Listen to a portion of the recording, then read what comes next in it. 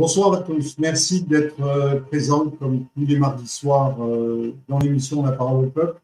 Alors ce soir, on va parler du grand réveil, mais tout d'abord, je vais demander à mon acolyte Éric Lemaire, avec qui je présente cette émission tous les mardis, de nous rejoindre sur le plateau.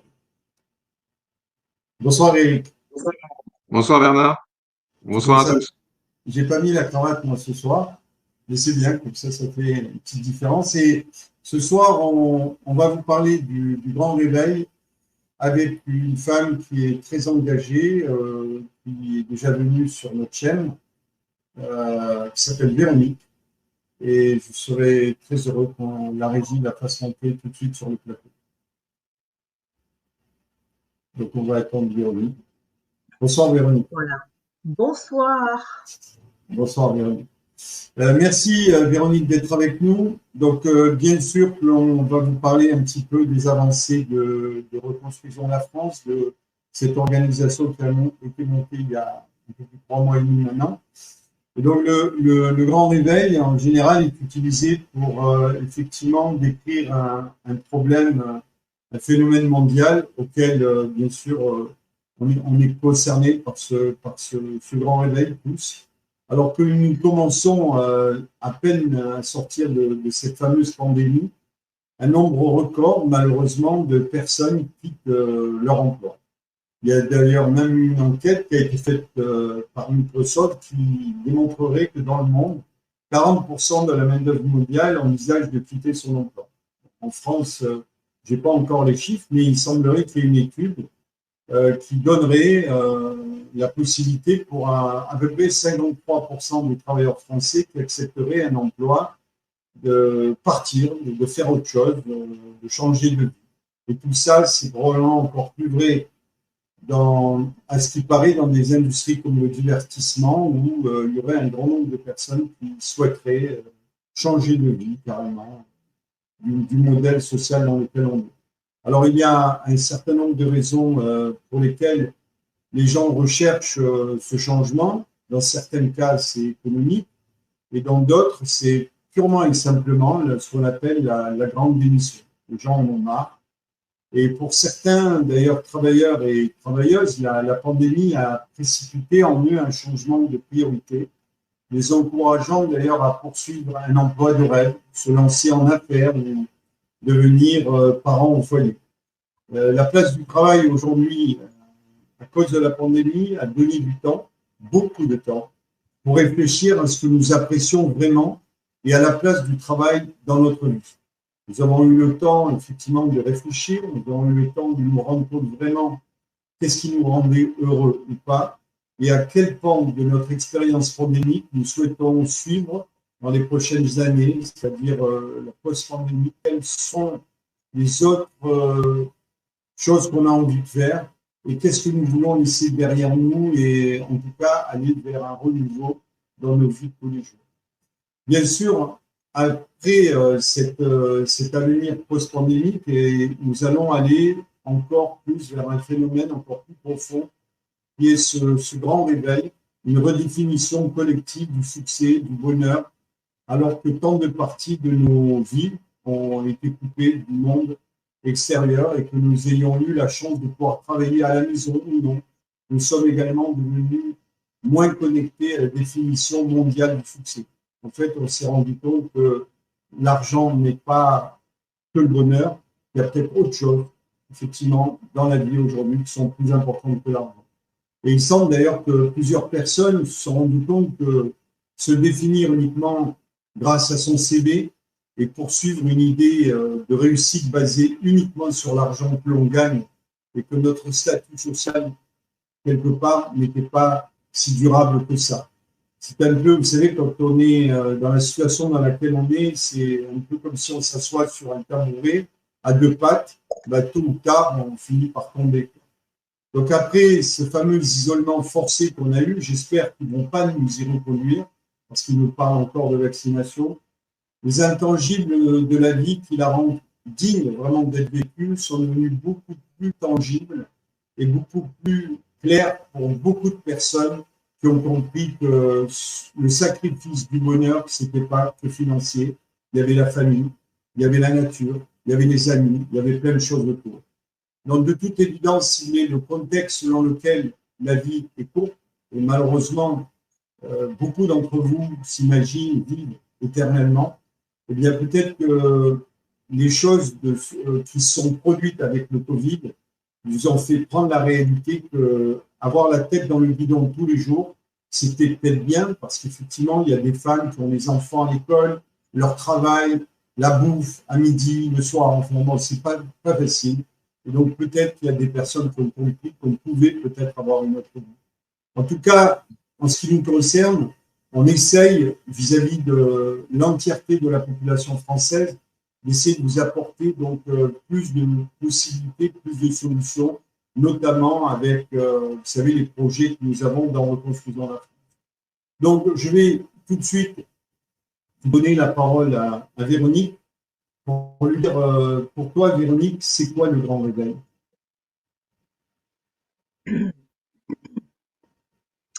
Alors, tu as bien parlé, Bernard, de ce désir des gens, de ce besoin de changer de vie, de donner du sens à la vie. C'est être aller vers l'être plutôt que vers l'avoir. C'est-à-dire que c'est un peu la fin du matérialisme. Voilà. On en est là. Et c'est la fin du matérialisme dans les mentalités. C'est encore une fois, c'est un projet de l'univers pour nous, hein, donc on n'y peut rien, c'est plus grand que nous. Et en même temps, on vit dans un monde occidental qui est en train de s'effondrer, c'est-à-dire toute l'industrie de la consommation, du divertissement, de la manipulation finalement de nos esprits, tout ça, c'est en train de tomber. Et la consommation, on n'en veut plus. Il y a encore des gens qui sont quand même un petit peu, mais il y a d'autres manières aussi de consommer. On va consommer plus sain, on va consommer local.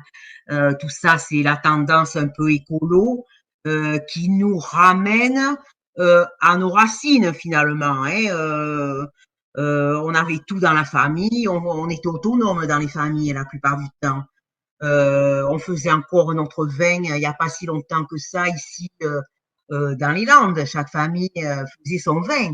Donc, vous voyez, il y avait quand même tout ça encore. Et donc, on revient vers des valeurs plus traditionnelles. On se rend compte que aussi les enfants ont besoin d'une éducation parentale. Que il est plus bon de laisser les enfants devant les écrans. Voilà. Ça, on commence à s'en rendre compte petit à petit. Donc, il y a tout cette évolution de société qui se fait déjà depuis un certain temps. On sent que ça va dans le sens de l'univers. Et donc, on doit, je pense, être conscient de ça pour pouvoir répondre au mieux à notre avenir, à notre sécurité, à la sécurité de nos enfants, de notre famille, voilà, pour vivre dans cet univers qui est en train de se transformer.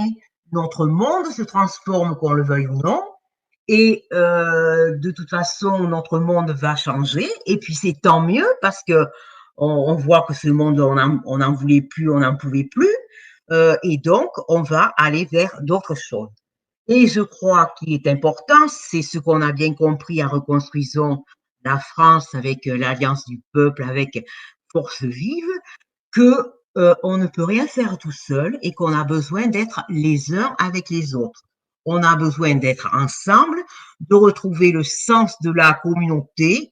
Donc la communauté, c'est vrai que ça commence dans nos quartiers et ça commence dans nos communes. Donc voilà notre objectif à nous, Reconstruisons la France, c'est ces assemblées citoyennes pour pouvoir faire vivre, donner corps à ce nouveau vivre ensemble dans ce nouveau monde qui est déjà là.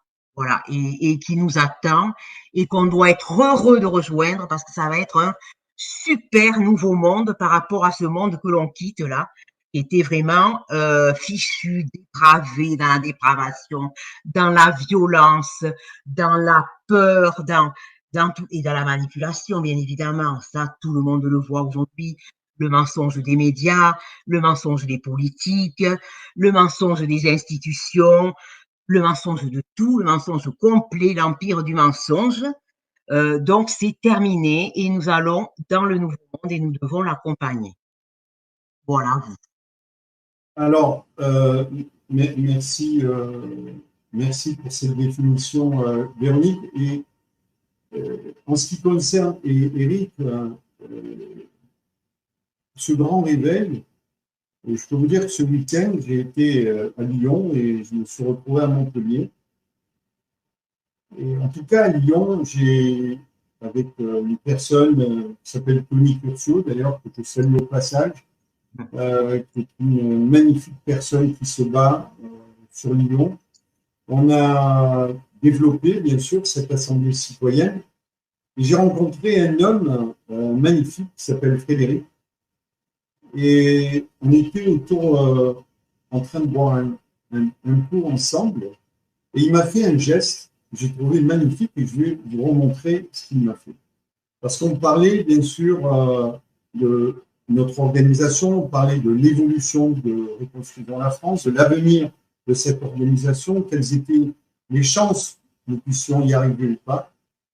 Et il me dit, tu sais, Bernard, la différence qu'il y a avec le système actuel, il sort sa main et il fait, le système actuel, c'est ça.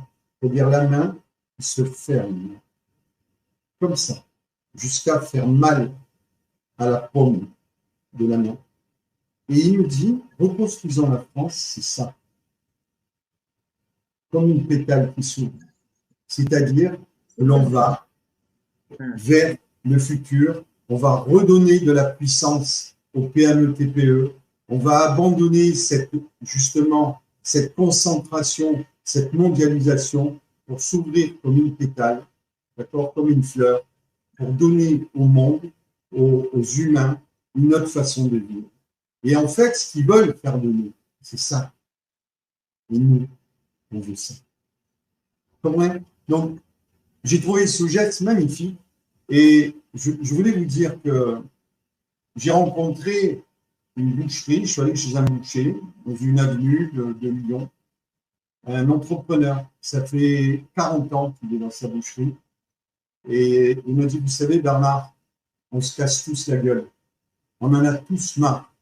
Et à un moment donné, il me dit, vous savez, ils ont qu'à appuyer sur un bouton et moi je suis mort. Et je lui dis, de quel bouton vous parlez? Et il me fait comme ça. Et qu'est-ce qu'il me montrait? Il me montrait un lampadaire, une lampe. Il me dit, vous voyez, Bernard, ils augmentent de 20% le coût de l'électricité, je ferme les portes.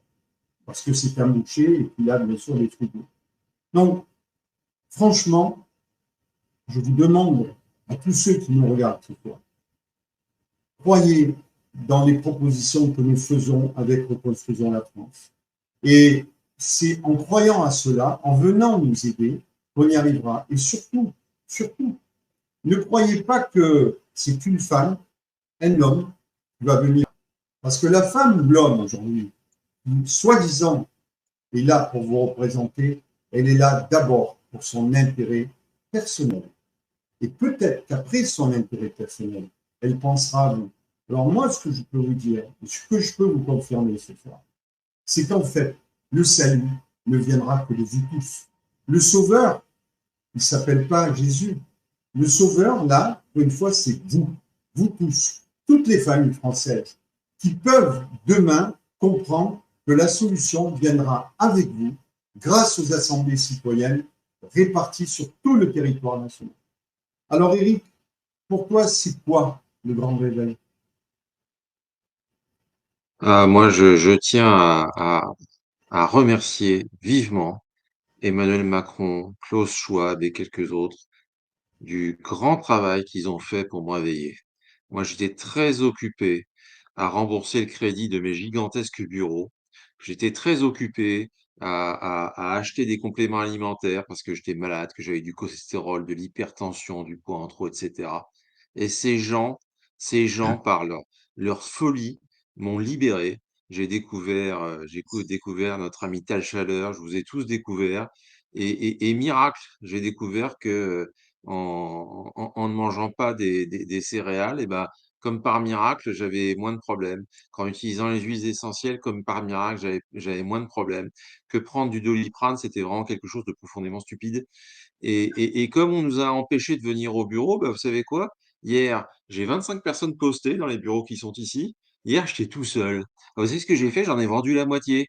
Et je cours plus après les dettes, c'est formidable. Alors, surtout, n'hésitez pas. Si vous avez un autre virus pour nous guérir d'encore quelques maladies du genre se casser les pieds avec l'éducation nationale obligatoire, des trucs comme ça, allez-y, mettez le paquet. Nous, on est prêts. On a encore plein de trucs à apprendre et n'hésitez pas. Et je voudrais terminer ce petit grand réveil par un petit sketch que je fais à tous les gens qui me transportent quand j'ai un rendez-vous à l'extérieur. Et je leur dis, les gars, enfin monsieur, puisqu'il est tout seul, en général c'est un monsieur, est-ce que vous savez ce que c'est que de la cosmétique? Parce qu'un médicament, c'est ce que c'est un truc qu'on prend pour guérir une maladie. D'accord? Et la cosmétique, c'est aussi un truc qu'on prend en théorie pour guérir une maladie. Un antiride, c'est censé enlever les rides. Donc pourquoi dans un cas ça s'appelle un médicament et dans l'autre cas ça s'appelle un cosmétique? Eh ben ça s'appelle un cosmétique parce qu'un médicament, on fait des essais cliniques pour démontrer que ça guérit quelque chose. Bon, des fois ça guérit, mais bon, c'est un peu discutable.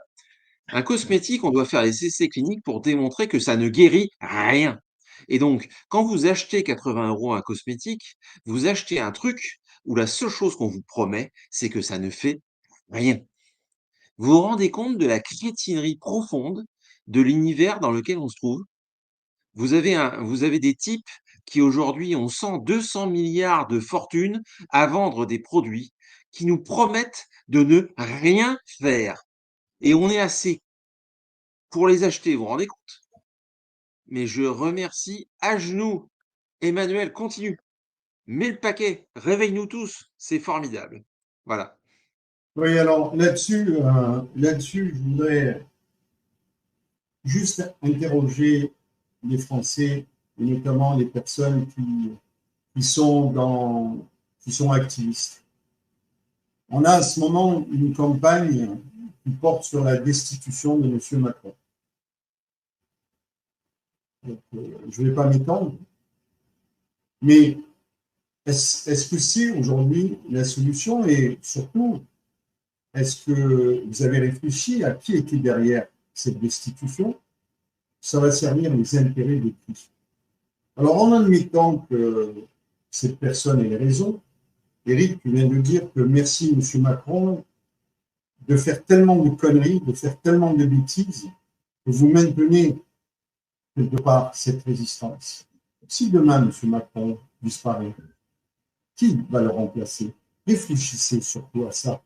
Et réfléchissez que dans le monde, la majorité des révolutions ont été récupérées par les voyous.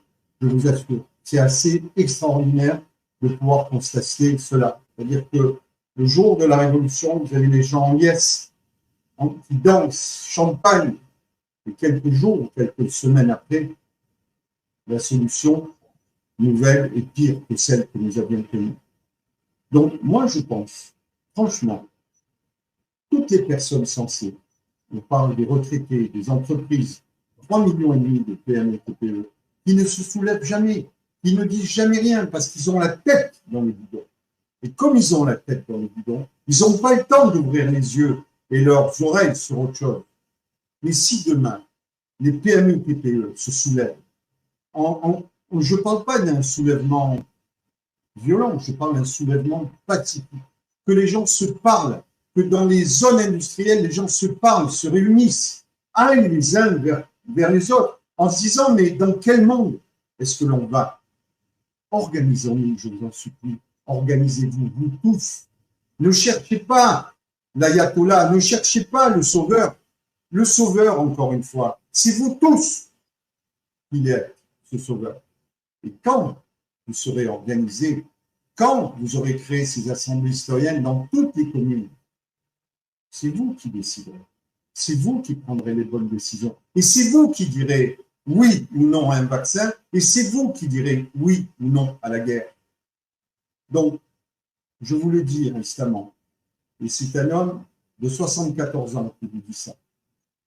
Il est nécessaire, il est important aujourd'hui que l'ensemble des Français comprennent que la solution ne viendra pas d'un parti politique, que la solution ne viendra pas d'une personne, femme ou homme. La solution, si elle existe, elle est chez vous, dans votre maison, dans votre famille, avec votre mari, avec votre femme, avec vos enfants. Et là, venez créer ces assemblées citoyennes.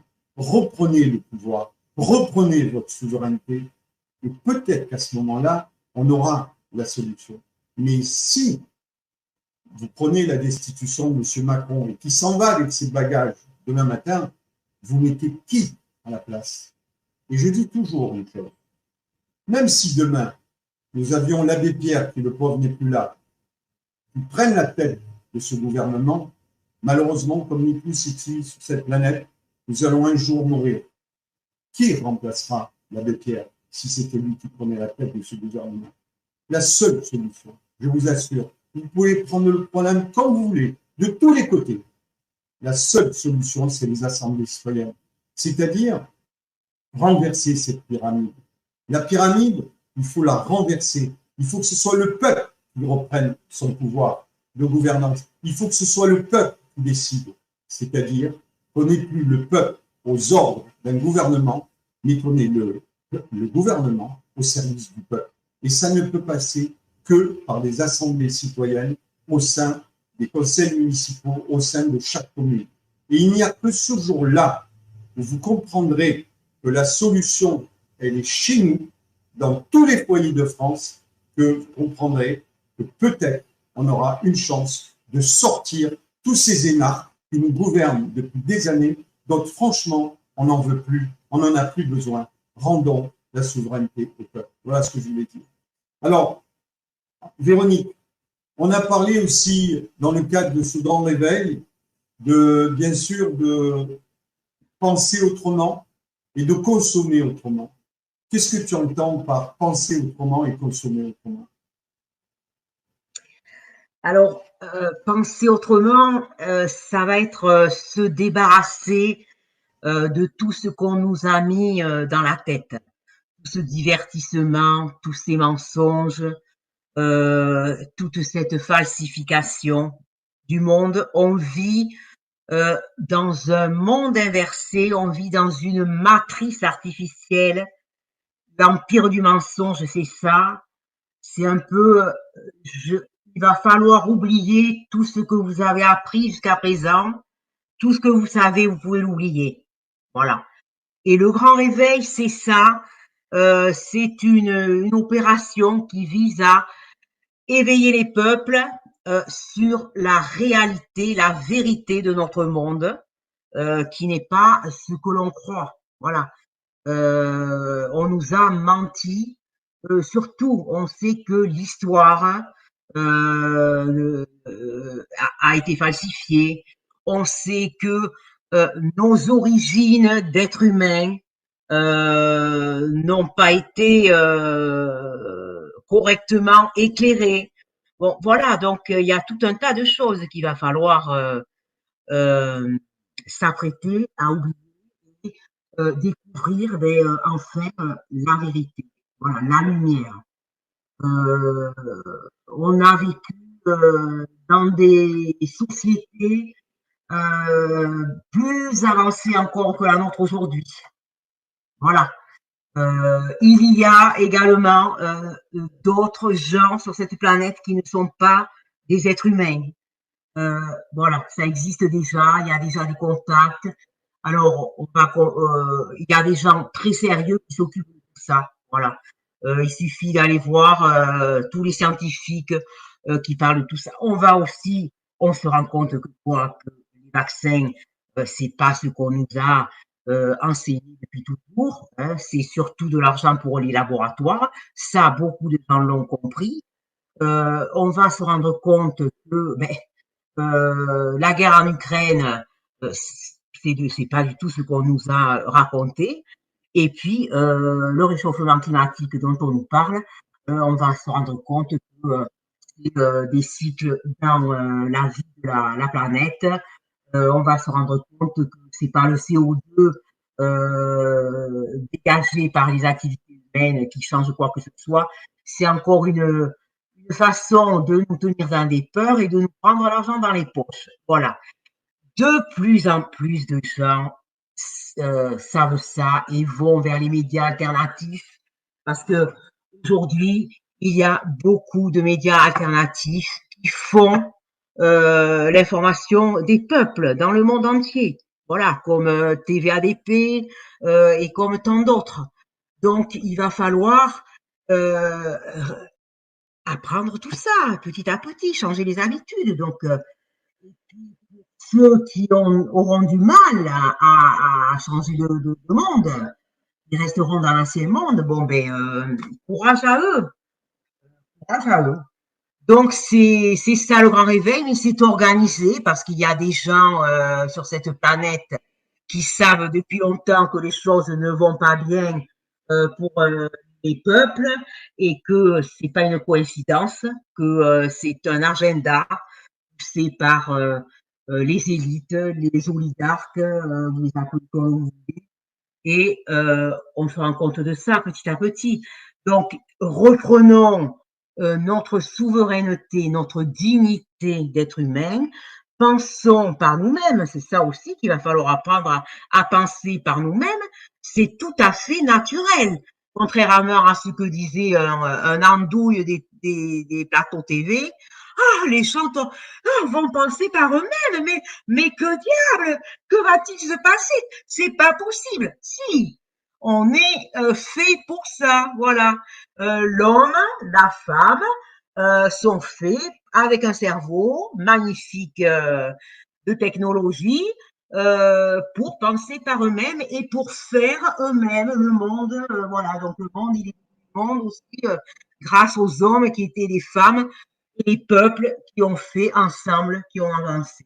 Voilà, jusqu'à ce que certains nous rabaissent. Voilà, on a été rabaissés, manipulés, rabaissés. Voilà. Eh, regardez comme ils nous prennent pour des enfants. Regardez le gouvernement Macron. Là, on est arrivé. Celui qui ne voit pas ça, tous les Français le voient. À quel point ils nous prennent pour des andous et tout le monde le voit. Voilà. Donc, tout ça, c'est effectivement le grand réveil. Merci Macron, on peut le dire. Bon, Macron, il est déjà mort. Tous ces gens sont déjà morts et il va falloir qu'on prenne les choses en main. Tout simplement, voilà. C'est le cours de l'histoire vraie de l'humanité.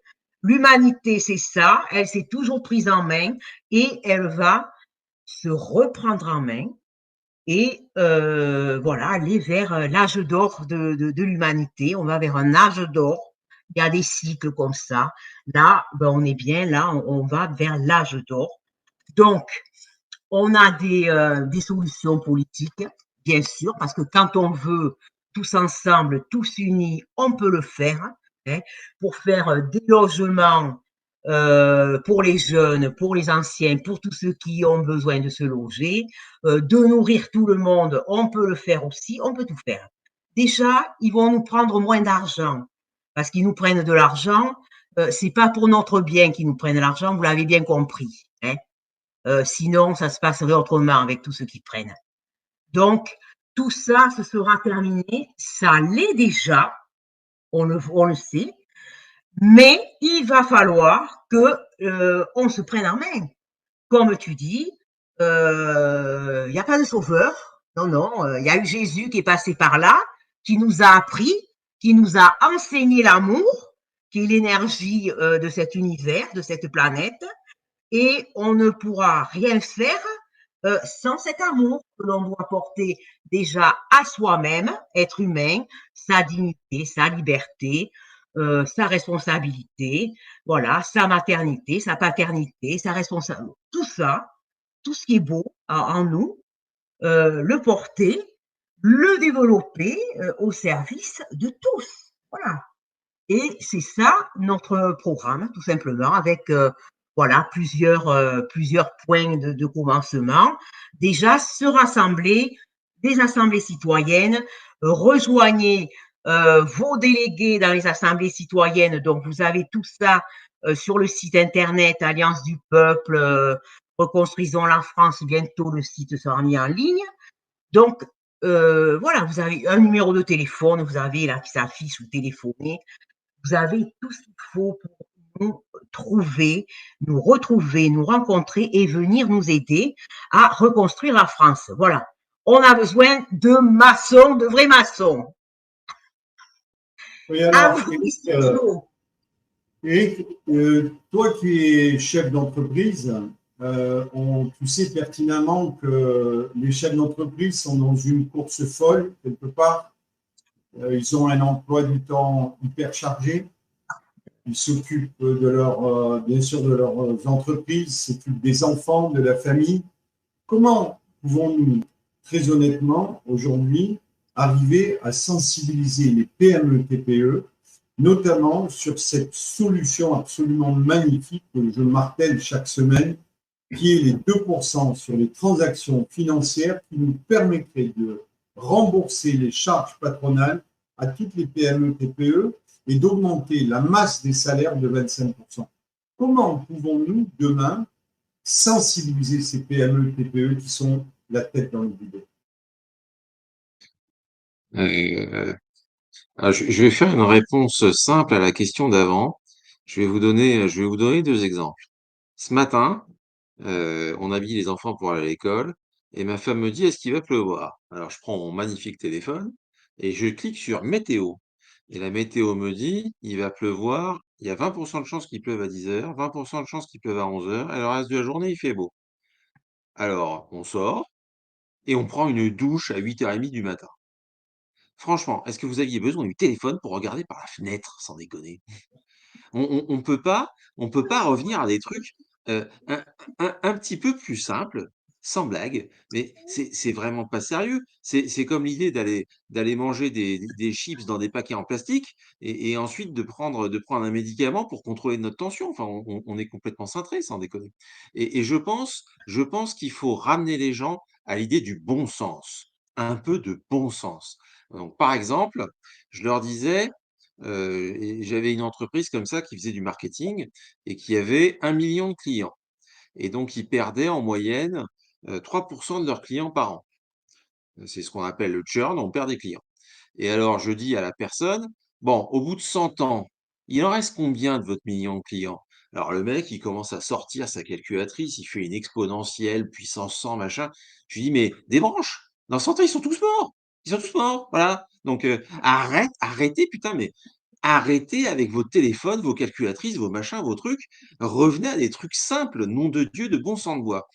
Et donc, un chef d'entreprise, c'est quand même quelqu'un qui est chargé de payer les factures, de payer les salaires et que l'entreprise continue de fonctionner. On est dans un avion, on vole à 800 km/h et quand on tourne la tête, on a fait 300 mètres. Il faut, traiter ça en quelque sorte, par l'humour. Il faut faire prendre conscience aux gens que ce qu'ils sont en train de faire est absurde. C'est-à-dire que quand on leur donne, par exemple, de l'argent magique pour ne pas travailler, un jour, il va falloir le rembourser. Wouhou! C'est un peu concret ça, quand même. Combien de chefs d'entreprise sont en train de déposer le bilan parce qu'ils n'ont pas prévu de rembourser l'argent magique qu'on leur a donné en 2020? Mais quelle case il leur a manqué, sans déconner? C'était évident que c'était un fil à la patte. Quel chef d'entreprise ne sait pas qu'une dette dans son bilan, c'est un fil à la patte? Eh ben, il faut le leur dire. Quel chef d'entreprise n'a pas conscience que lorsqu'on te dit que le kilowattheure passe de 0,08 € à 0,90 et que l'État est bien sympa de t'en rembourser 40 en endettant tes arrière-petits-enfants, qui ne comprend pas que ça va mal tourner, sans déconner? Et donc je pense qu'il faut tout simplement leur faire pousser le raisonnement pour prendre conscience que le business tel que moi je le faisais n'est pas viable. Il nous flingue la santé, il n'est pas durable et il n'est même pas soutenable. C'est-à-dire qu'on peut pas le faire on peut pas le faire tout en payant nos dettes et donc ça ne fonctionne pas et il faut, heu, tout réingénierer en termes managériaux. Il faut reconcevoir pour avoir des entreprises qui sont faites pour durer. Et donc, par exemple, dans la mesure où on essaie de nous couillonner avec l'électricité, on essaie de nous couillonner avec l'eau, et ben tout ça, il faut refaire nos process de production de façon à ce que nous ne dépendions plus de l'État, que nous ne dépendions plus du Qatar, que nous ne dépendions plus des États-Unis, que nous ne dépendions plus de la Chine, que nous soyons souverains. Et souverain, ça veut dire que si j'ai envie de bosser avec la Russie, je bosse avec la Russie. Et si j'ai pas envie de bosser avec la Russie, je peux aussi ne pas bosser avec la Russie. Et je fais un choix éduqué, c'est-à-dire que j'accepte des inconvénients et des avantages. Là, c'est pas ça qu'on fait actuellement. Là, on est en train de courir comme des malades juste pour rester sur place. Qui doute que ça va finir par autre chose qu'une faillite? Personne. Et donc c'est ça qu'il faut aller expliquer à nos PME. Et je pense qu'elles sont parfaitement conscientes de ça. Tous les entrepreneurs de moins de 40 ans que je connais savent qu'ils n'auront pas de retraite. Ils le savent. Ils savent que les cotisations qu'ils donnent, c'est pour rigoler, que ça sert à leurs grands-parents, mais que ça sert à eux, ça va jamais leur servir. Donc tout le monde a conscience de ça. Il faut les emmener dans l'étape d'après. Il faut leur dire, OK, on est feinté, et donc là, ta stratégie, c'est quoi? C'est de tenir jusqu'à l'an prochain? Tenir dans 2 ans? Rappelle-moi quel âge tu as là? 38? Et tu comptes mourir à 41 ou tu comptes mourir à 47? Tu pas envie d'arriver jusqu'à 70, non? Et pourquoi pas 120, hein? Et donc je pense que ça, c'est quelque chose que les gens peuvent entendre. Là, actuellement, ils sont dans le déni. On a vu ça avec, les fameuses campagnes d'injection. On est encore dans le déni de tout un tas de choses. Et si on veut guérir, il faut commencer par accepter qu'on a un problème. Et je pense qu'il y a énormément de gens, et c'est aussi ça le grand réveil, il y a énormément de gens qui ont accepté qu'ils ont un problème.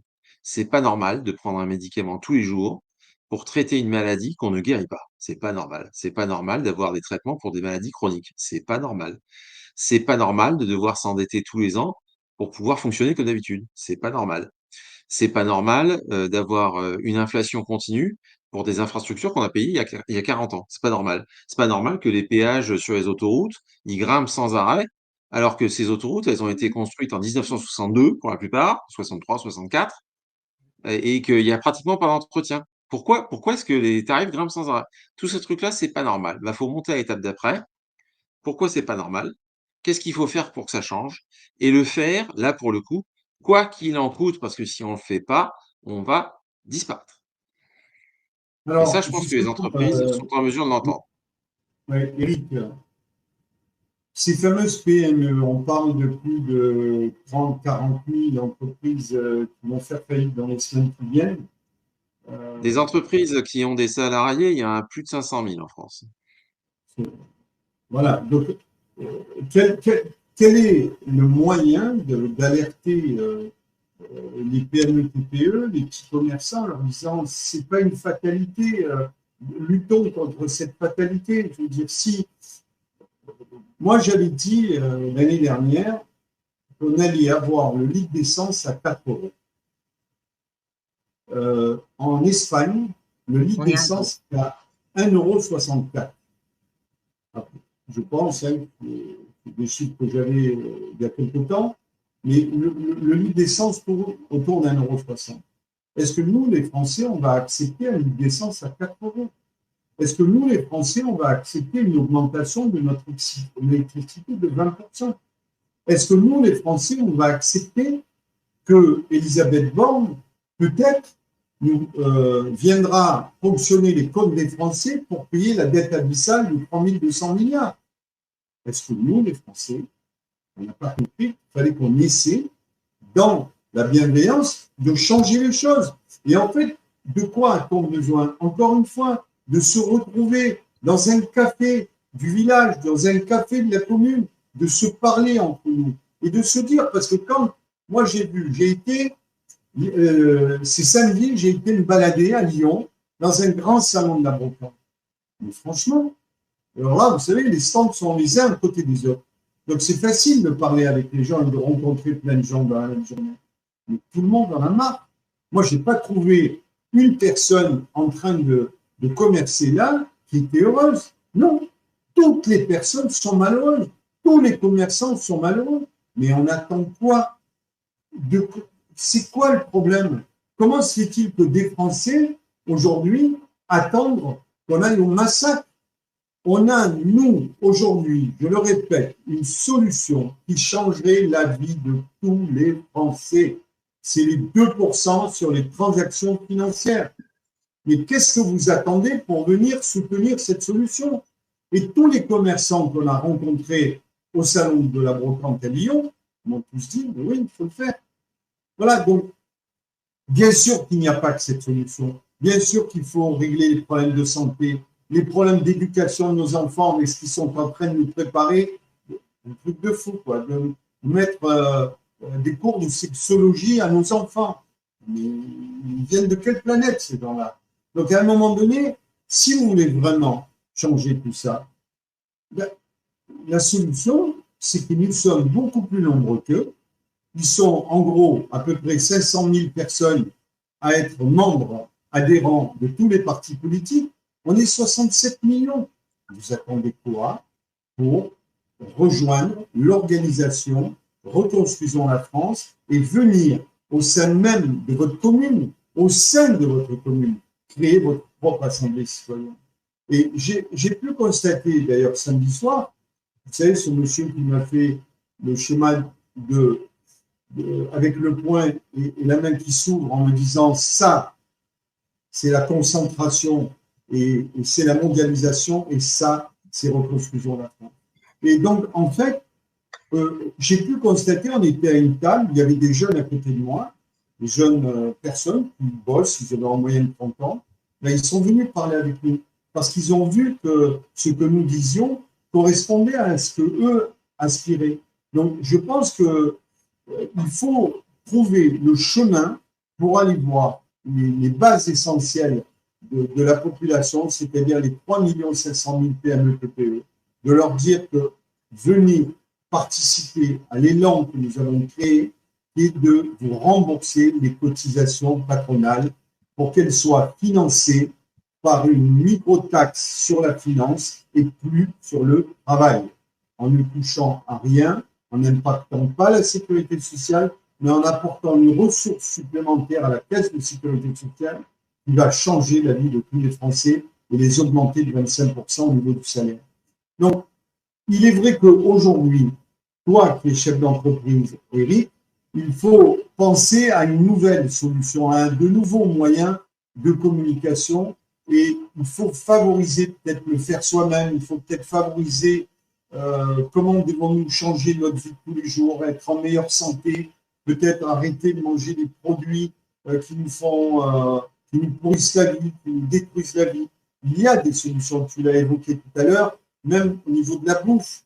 On voit par exemple les gens qui achètent des produits qui sont nocifs pour la santé. Et ça, si on se rassemble tous et qu'on permet aux gens de savoir ce qui est bon pour eux et ce qui est mauvais, pour qu'ils aient une meilleure santé, je pense qu'aussi les assemblées citoyennes vont servir à cela.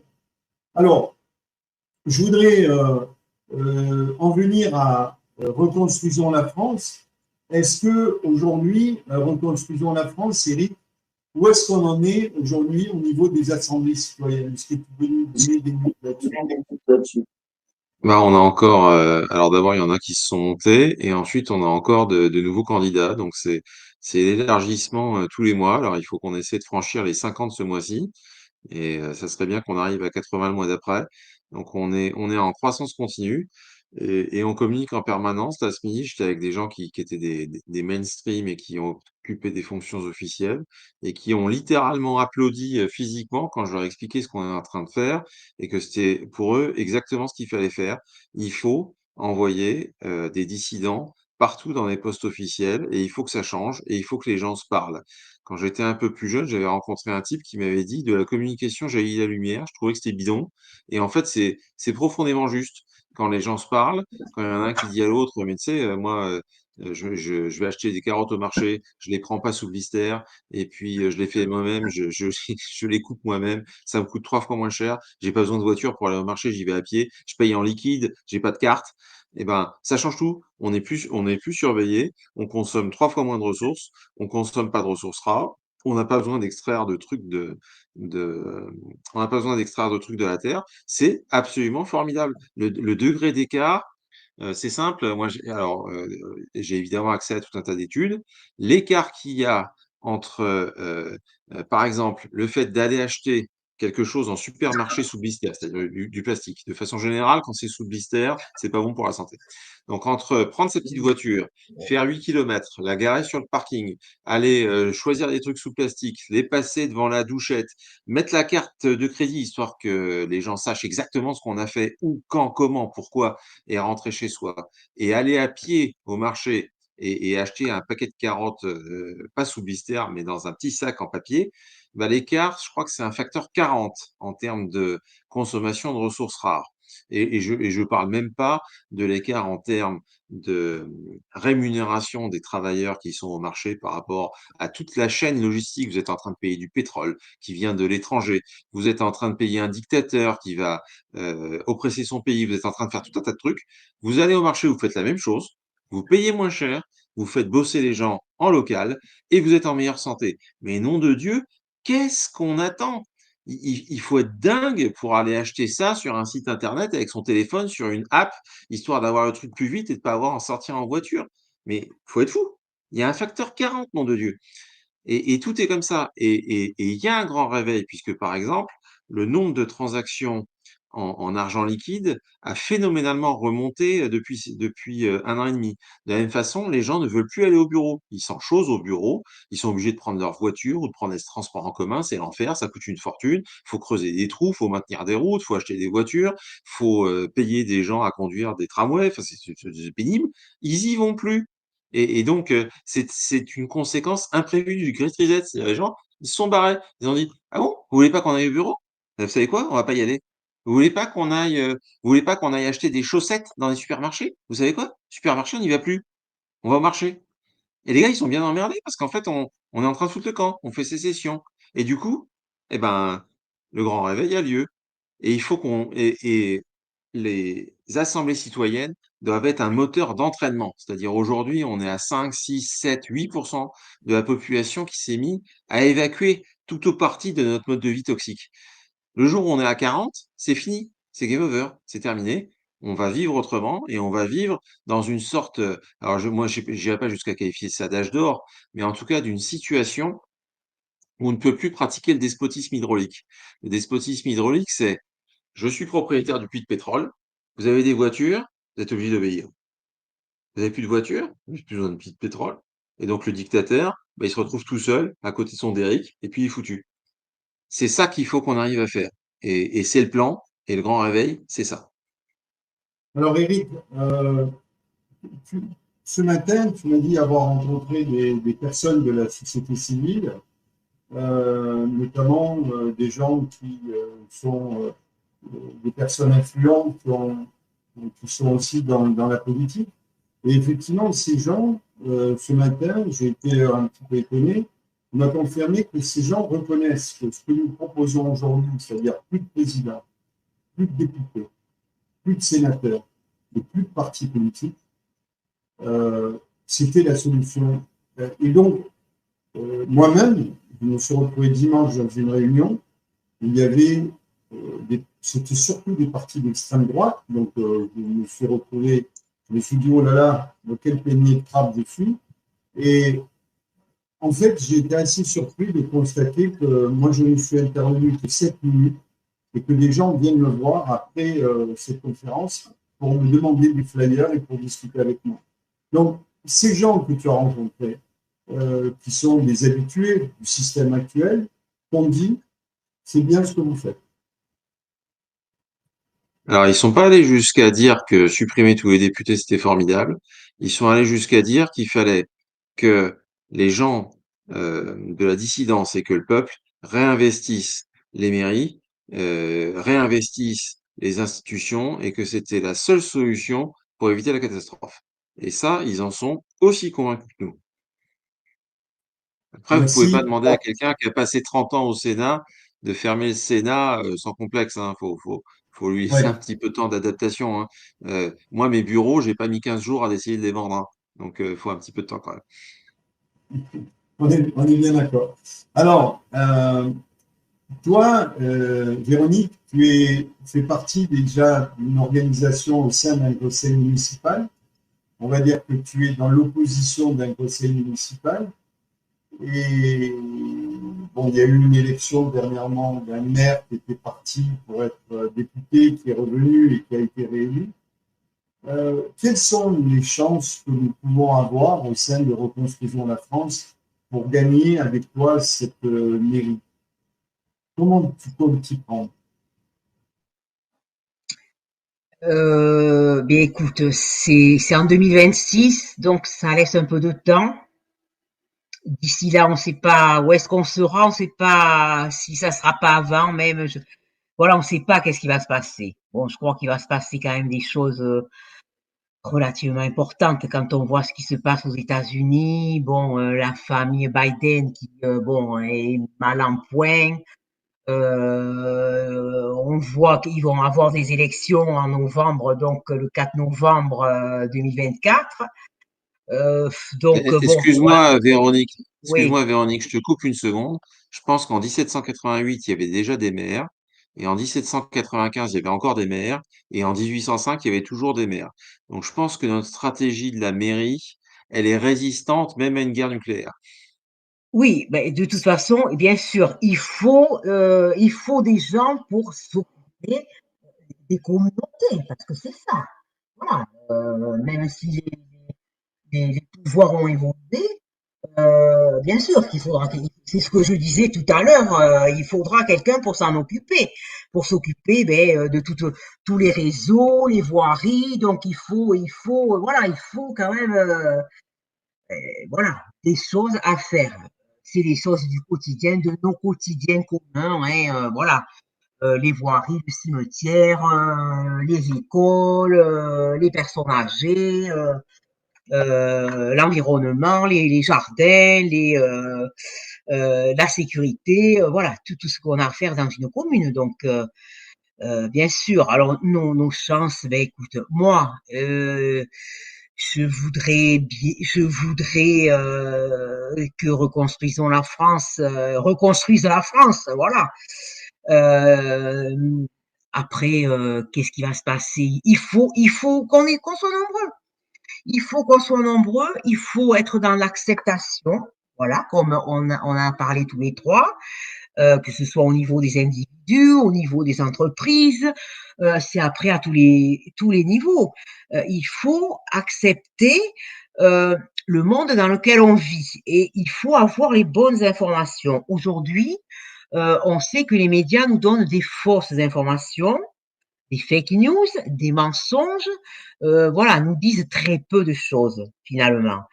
Donc, il faut aller chercher l'information. Donc, puisque une personne informée, on disait à l'époque en vaut deux, mais aujourd'hui, ça en vaut des millions. Donc, il faut aller chercher l'information. Et je crois que dans Reconstruction, la France, on est quand même dans un milieu bien informé, hein. On a déjà TVADP, donc pour ceux qui suivent TVADP, toujours des bons programmes, toujours des bons invités pour s'ouvrir l'esprit à la vérité, à la lumière. Donc déjà, il y en a plein d'autres. Et on pourra, voilà, on pourra en parler peut-être parce que aussi, il faudrait peut-être que nous, Reconstruisons la France, on aille vers les gens comme nous, vers les lanceurs d'alerte, vers toutes ces médias, vers toutes ces associations. Il faut aussi qu'on se fasse connaître déjà par les gens qui nous sont proches. Hein. Ça, c'est une affaire importante. Et puis, bon, bah, écoutez, voilà, je suis pas Madame Soleil malheureusement, mais je crois que tout est possible, que de toute façon, c'est le sens de l'histoire. Donc voilà. Pour moi, c'est le sens de l'histoire, c'est la volonté du ciel et de la terre. Donc voilà, venez nous rejoindre et puis si ça va pas, on fera autrement, mais on va y arriver. Eric, tu voulais dire quelque chose?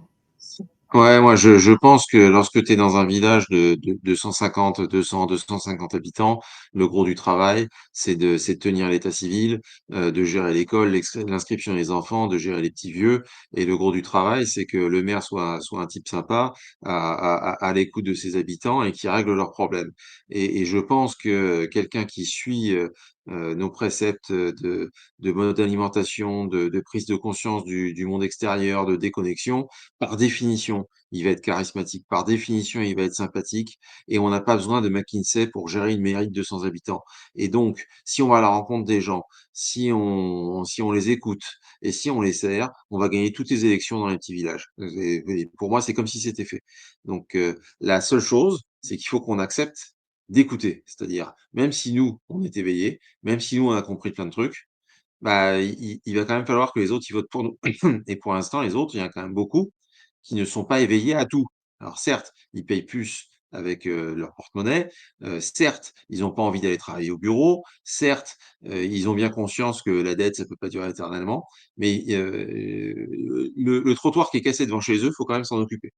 Donc, si on se dit: «Bon alors maintenant qu'à l'intérieur, on est costaud, maintenant à l'extérieur, on va venir les aider», ben, on va gagner. Oui, merci Eric. Alors, on est en fin d'émission. Moi, je voudrais, avant de vous quitter, vous demander en fait d'avoir cette potentialité de réfléchir à votre avenir, de réfléchir surtout à l'avenir de la planète, à l'avenir de ces animaux qui aujourd'hui sont sur notre planète et surtout à l'avenir de vos enfants. Donc il est impératif que vous preniez conscience qu'on peut véritablement changer les choses, que rien n'est perdu. Il suffit juste que nous, les êtres humains, ceux qui sont éveillés, aillent même vers les personnes qui ne le sont pas. J'ai rencontré hier une dame qui a été plusieurs fois vaccinée et c'est vrai que c'est pas facile parfois de discuter avec des gens, mais il faut accepter tout le monde et j'espère d'ailleurs de tous mes voeux que toutes ces personnes qui ont été vaccinées, s'il y a des complications, qu'on pourra des solutions médicales pour pouvoir les soigner. Mais il est vrai qu'aujourd'hui, les solutions existent. Nous, ce qu'on vous demande, on ne vous demande pas de venir dans Reconstruisons la France pour élire un homme ou une femme d'un mouvement ou d'un parti politique. On est contre les partis politiques. Donc ça, déjà, c'est la première donnée, il faut que vous l'analysiez. La deuxième donnée, c'est que nous ne voulons plus de président ce système actuel. Nous, on est d'accord pour que l'Élysée, l'Assemblée nationale et le Sénat deviennent des musées. Parce qu'on peut le faire. Alors, vous allez me dire, mais ils sont fous, ces gens, ils sont utopiques, c'est les martiens. Non, non, on peut le faire. On a discuté avec des économistes, avec des gens.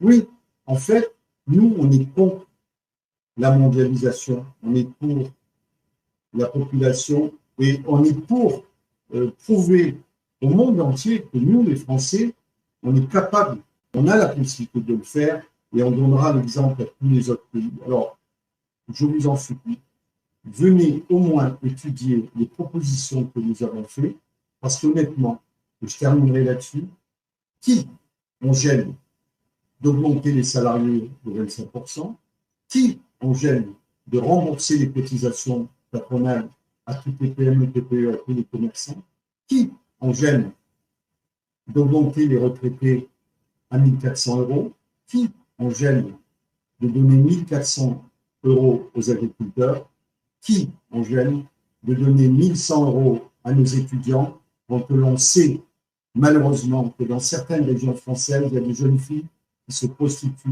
pour payer leurs études. Et dites-moi, dans la solution que nous proposons, et là, je vous alerte à tous, si demain, le gouvernement s'essaye à venir vous ponctionner les comptes pour rembourser la dette abyssale que nous avons la solution, avec les 2% sur les taxes, la taxation de la finance, de faire gagner 60 milliards de TVA supplémentaires à l'État. Donc il n'y a aucune raison pour que l'État, demain, vienne ponctionner vos comptes si le peuple a une solution pour financer leur fameuse dette. Et qui on gêne, dites-moi la vérité, si demain, sur des terrains agricoles non affectés, qui sont vides de tout, depuis 20 ans, 30 ans, 40 ans, on vient mettre des chalets dessus, qui fassent hiver, été, chaud et froid, pour mettre des terrains autour de ces terrains agricoles, des jardins partagés, des poulaillers, des vergers, et que l'on mette sur ces terrains des chalets de 27 mètres carrés, qu'on louerait à ces personnes âgées en les faisant sortir des EHPAD, à nos jeunes qui ont du mal à se loger, pour 350 € par mois. On gênerait qui? Quand vous aurez réfléchi à cela, peut-être que vous viendrez soutenir Reconstruisons la France, et peut-être que vous direz, ben oui, pourquoi pas, on va aller les aider. Et croyez-moi, la semaine prochaine, on a reçu un petit document sur une feuille de papier qu'on m'a envoyé aujourd'hui.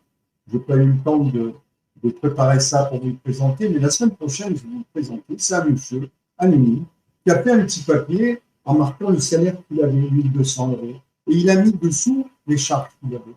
Vous savez combien il est arrivé? Quand il défalque tout ce qu'il doit payer, il est arrivé à 2000, sauf qu'il gagne 1 200. Il fait comment, ce monsieur, pour lui? Voilà. En tout cas, merci d'être avec nous le mardi soir. Et n'hésitez pas, demain, dès demain matin, pensez à construire votre assemblée citoyenne de votre commune. À mardi prochain.